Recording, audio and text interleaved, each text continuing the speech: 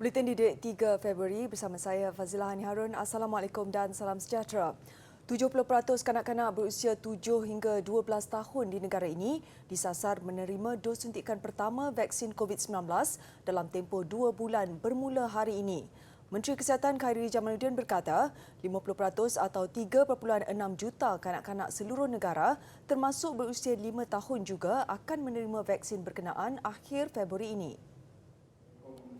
Sejak pendaftaran janji temu melalui MySejahtera dibuka semalam, 15% kanak-kanak berusia 5 hingga 11 tahun telah didaftarkan. Jumlah itu dijangka meningkat apabila program berkenaan diperluaskan di sekolah. Kita dapat lebih daripada separuh untuk kohort ini, 5 hingga 11 tahun bagi bulan Februari, maka saya rasa itu adalah sasaran yang baik. Tapi CITFC mungkin want to go more than that. Okey, kita dari segi bekalan cukup, insyaAllah.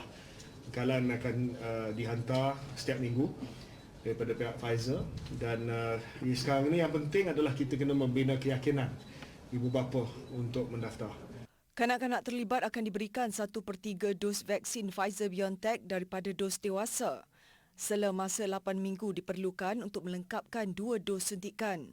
Kerajaan juga, tegas beliau, tidak mengenakan syarat wajib atau paksaan untuk kanak-kanak mendapatkan vaksin itu. Mengulas kebarangkalian kanak-kanak mendapatkan dos penggalak selepas lengkap vaksin 1 dan 2, Khairy berkata setakat ini tiada syur daripada pakar terhadap keperluan itu. Pusat pemberian vaksin PPV terlibat ialah PPV Integrasi Mega, PPV Swasta, PPV Awam, hospital dan sekolah dengan kerjasama KKM.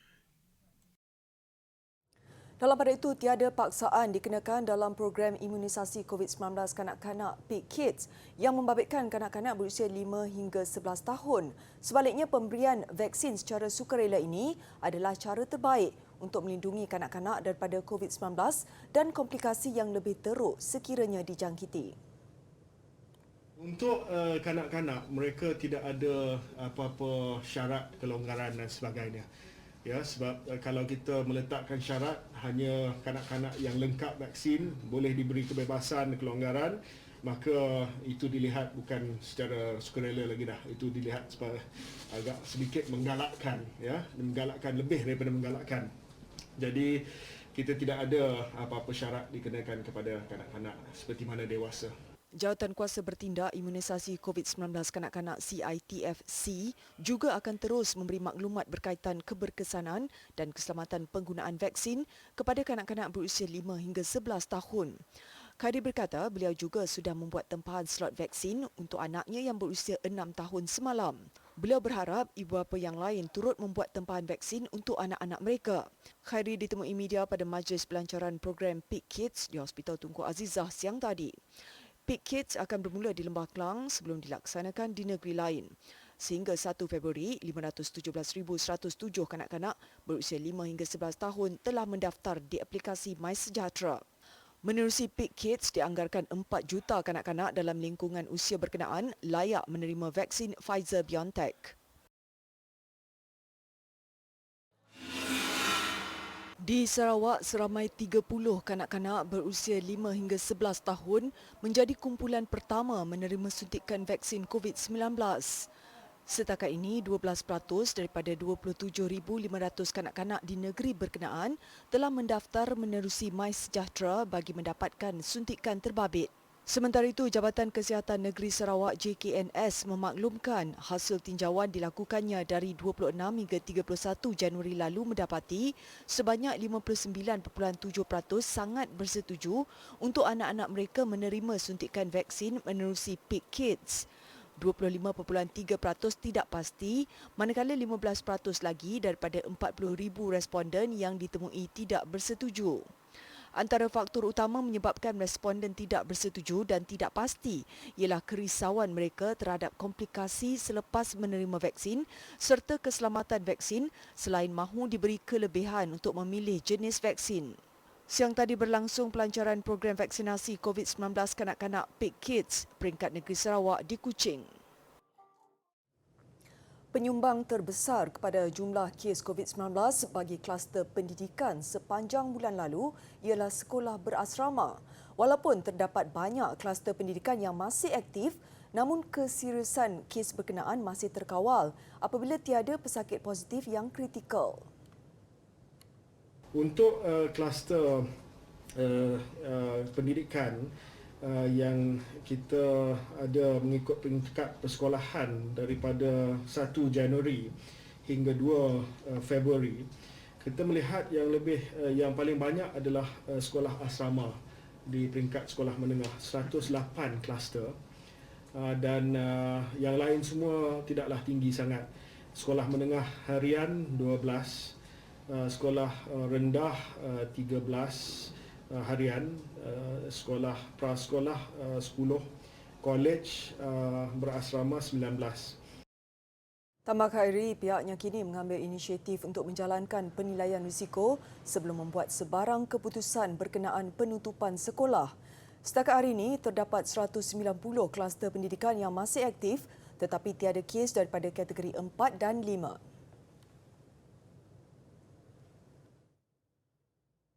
Sementara itu, 2 lagi kluster pendidikan direkodkan di Pulau Pinang semalam. Ia menjadikan keseluruhan 10 kluster membabitkan pelajar institusi pendidikan dijangkiti COVID-19 yang masih aktif di negeri itu.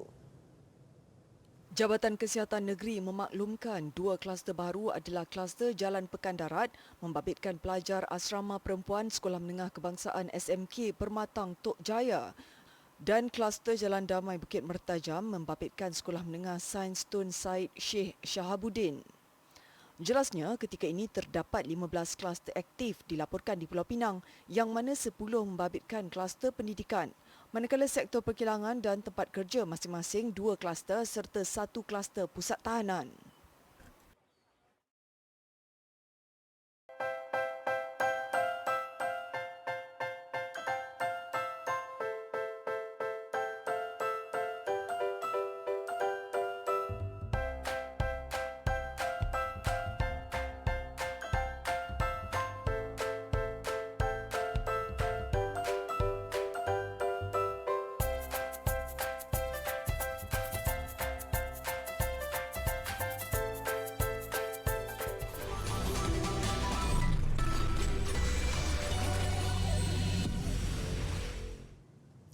Mesyuarat Majlis TVET Negara MTVET hari ini memperakukan penubuhan Badan Koordinasi TVET Kerajaan Industri GITC. Perdana Menteri Datuk Seri Ismail Sabri Yaakob berkata, badan yang diterajui industri itu akan terbabit secara langsung dalam pembangunan modal insan TVET negara, khususnya berkaitan keperluan kemahiran dan tenaga kerja. Dalam satu kenyataan, beliau berkata keanggotaan GITC terdiri daripada 12 persatuan berdasarkan sektor industri yang bersetuju berganding bahu menjayakan agenda TVET negara. Perkara itu dipersetujui dalam mesyuarat dipengerusikannya secara telesidang dan dihadiri 13 menteri, tokoh industri termasuk dari Persekutuan Pekilang-Pekilang Malaysia, ahli akademik dan wakil pelajar. Mesyuarat sama turut bersetuju dengan pelaksanaan Hub Kerjasama TVET membabitkan 11 kementerian. Hub itu yang diselaraskan Kementerian Pengajian Tinggi KPT bakal menjadi platform kolaborasi strategik kepakaran, peralatan dan teknologi antara pusat kecemerlangan dengan institusi TVET, pihak berkuasa wilayah ekonomi dan industri. 12 hub telah dikenal pasti termasuk otomotif, marine aeroangkasa, robotik, rail, telekomunikasi, hospitaliti dan pelancongan serta teknologi makanan. Kementerian Pengajian Tinggi KPT bersetuju untuk menanggung sepenuhnya bayaran proses UPU online Unique ID kepada semua pemohon lepasan sijil pelajaran Malaysia SPM, sijil tinggi Persekolahan Malaysia STPM atau setaraf, sijil tinggi Agama Malaysia STEM, asasi, matrikulasi dan diploma atau setaraf bagi sesi akademik 2022-2023. Menteri Pengajian Tinggi Datuk Seri Noraini Ahmad dalam satu kenyataan berkata, keputusan itu dibuat dengan mengambil kira keadaan semasa pandemik COVID-19 yang masih belum berakhir. Menurut kenyataan itu, permohonan kemasukan akan dibuka mulai esok hingga 31 Mac ini. Pemohon boleh melayari portal rasmi upu.mohe.gov.my bagi mendapatkan maklumat lanjut dan membuat permohonan kemasukan ke Institut Pengajian Tinggi Awam IPTA dan Institut Latihan Kemahiran Awam ILKA. Datuk Seri Nuraini berkata kerajaan dan KPT khususnya amat prihatin akan kekangan dan kesan sekiranya pemohon diwajibkan membeli nombor PIN unik ID di Bank Simpanan Nasional untuk membuat permohonan UPU online. KPT berharap agar keputusan berkenaan dapat meringankan beban dan melancarkan urusan pemohon untuk melanjutkan pengajian seterusnya menjamin masa depan yang lebih cerah. Keputusan KPT itu kali kedua dilaksanakan selepas ia bersetuju menanggung sepenuhnya bayaran proses UPU online Unique ID kepada semua pemohon bagi sesi akademik 2021-2022 tahun lalu. Usia 14 tahun tidak menghalang seorang remaja beraksi cemerlang mempamerkan bakatnya menimbang bola. Aksi Daniel Akasha Rahmatullah menimbang bola sebanyak 278 kali dalam tempoh 1 minit dengan hanya menggunakan satu kaki berjaya menempa namanya dalam Asia Book of Records. Mula berminat dalam arena bola sepak sejak berusia 3 tahun, bakatnya dipupuk dan dilatih oleh ayahnya sendiri. Di usia yang sangat muda, Daniel disifatkan mempunyai pengetahuan yang luas dan potensi yang besar dalam bola sepak. Apabila saya beli satu bola, saya tengok dia punya kaki, dia tak menggunakan, biasanya budak akan gunakan tonjol. Tapi dia gunakan teknik yang betul. Masa umur 3 tahun tu, saya rasa dia punya bakat tu ada. So, saya usahakan hantar dia dalam kelab-kelab bola sepak macam berpengkalan di Batu Arang, ada kat tempat kami sendiri Bandar Tasik Puteri, dan juga saya bawa dia keluar masuk dalam program-program yang dianjurkan oleh KBS. Dan dari situ, daripada program itu, salah seorang jurulatih telah melihat yang dia punya bakat tu ada dalam pada juggling. Kebiasaannya bermain di Barisan Pertahanan, pelajar Sekolah Menengah Kebangsaan SMK Gunung Rapat Ipoh Perak ini aktif melibatkan diri dalam pertandingan dan pernah mewakili sekolahnya dalam perlawanan bola sepak peringkat Majlis Sekolah Sukan Daerah MSSD. Bagaimanapun, sokongan dan pemantauan keluarga membuatkan Daniel lebih teratur dan bijak membahagikan masa daripada segi latihan dan pembelajaran. Tengok daripada dia punya konsisten dari segi latihan diurus oleh bapa dia memang konsisten. So apa saja ruang, setiap pelusuk rumah ada ruang, dia tetap akan main bola. Dia tetap akan juggling, dia akan tendang dinding untuk puaskan dia punya minat tu. So kita just dah tahu, dah faham minat dia, so kita just support saja. Bakat anak bongsu daripada 4 beradik ini menimbang bola dicungkil sejak 2 tahun lalu ketika menjalani Perintah Kawalan Pergerakan PKP. Bermula dengan sekadar latihan biasa di rumah, ayahnya merasakan kemahiran dan bakat Daniel wajar diberi suntikan semangat dalam meneruskan misi menjadi pemain bola profesional. Saya mula timbang bola ni daripada PKP bulan 3 2020 dulu. Saya buat ni sebab saya ikut arahan daripada coach Etiusil, daripada coach Saiful. Dia suruh buat video juggling, hantar dekat dia, dan ayah saya terfikir untuk membuat rekod. Lepas ayah saya search Google, tengok Facebook semua, ayah saya nampak ada peluang, ayah saya masukkan saya dalam Asia Book of Record. Berjaya melakukan 278 timbangan bola dalam seminit menggunakan satu kaki, aksi itu berjaya mengalahkan rekod yang dicipta MA Vignesh yang mempamerkan 213 timbangan menggunakan kaki kanan dalam durasi masa yang sama. Tidak mahu terus leka dengan pencapaian yang dimiliki, Daniel berazam mahu terus memperbaiki kemahiran lain dalam bola sepak agar beliau mampu menjadi pemain yang dikenali dan disegani seperti Cristiano Ronaldo. Aim saya memang untuk jadi pemain bola yang profesional lah untuk pasukan Malaysia, dan saya harap dapat tawaran daripada mana-mana tempat, contohnya yang saya inginkan sampai sekarang daripada AMD, Akademi Mutadari, dan saya ingin bermain untuk pasukan negara di umur 17 atau 16. Sebelum ini, Daniel juga pernah mencipta nama dalam Malaysia Book of Records menerusi aksi timbangan bola sebanyak 202 kali dalam satu percubaan sahaja.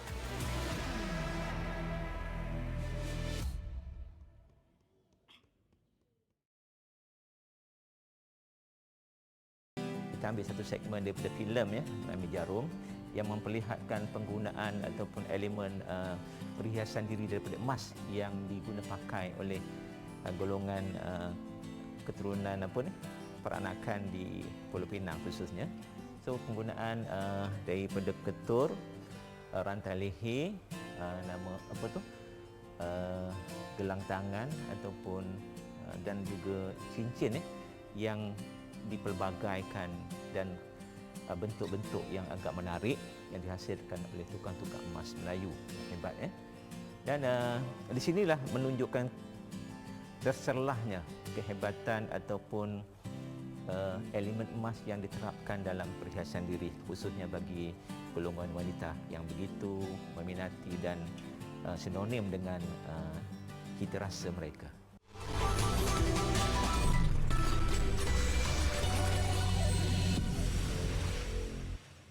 Minat yang mendalam serta kesungguhan dalam menghidupkan sesuatu budaya merupakan kunci dalam memastikan mana-mana tradisi tidak lenyap ditelan zaman.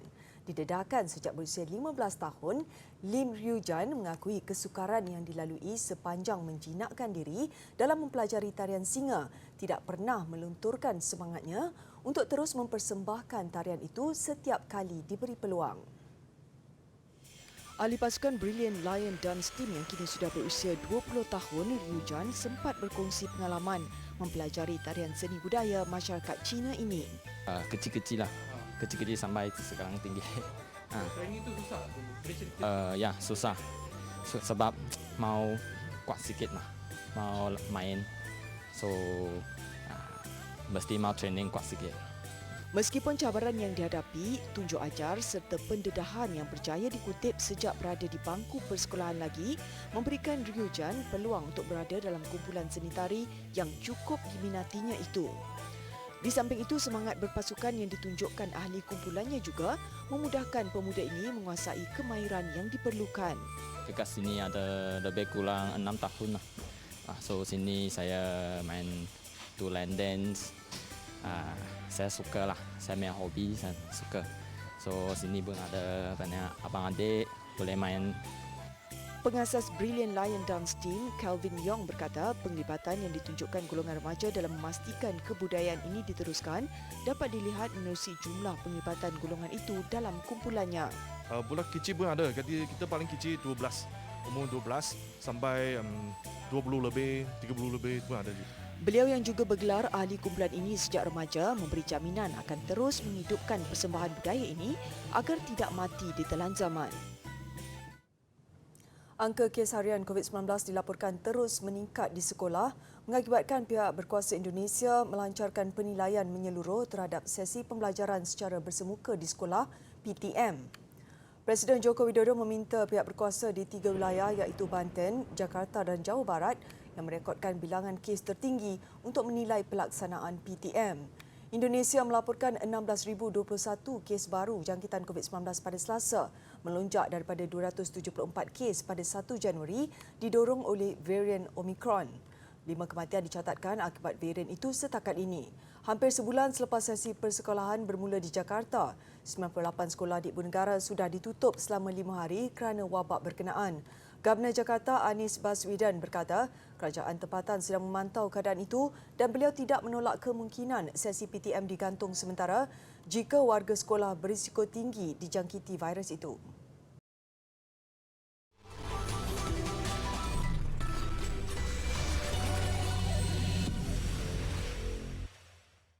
Sukan penyerang Paris Saint-Germain PSG Kylian Mbappe bakal memperoleh gaji yang lumayan di Real Madrid sekiranya menyertai pasukan itu pada musim depan.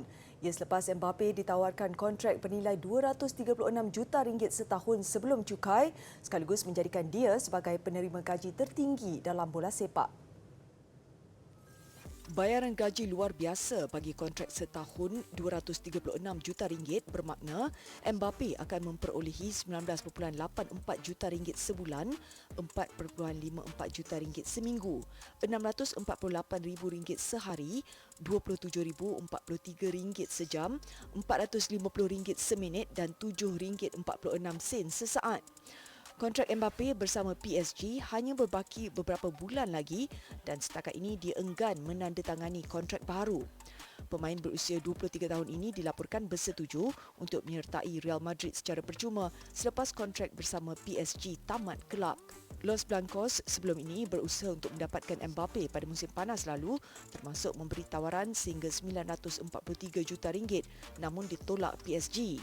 kini PSG akan kehilangan pemain berbakat besar itu secara percuma dengan Mbappe sebelum ini pernah berkata lebih baik PSG menjualnya daripada melepaskan tanpa mendapat sebarang bayaran.